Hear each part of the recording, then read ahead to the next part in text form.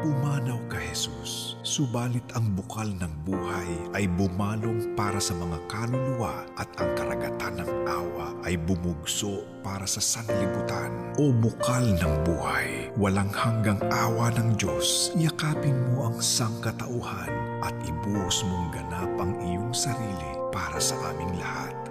O banal na dugo at tubig na dumaloy mula sa puso ni Jesus bilang bukal ng awa para sa aming lahat, ako ay nananalig sa iyo.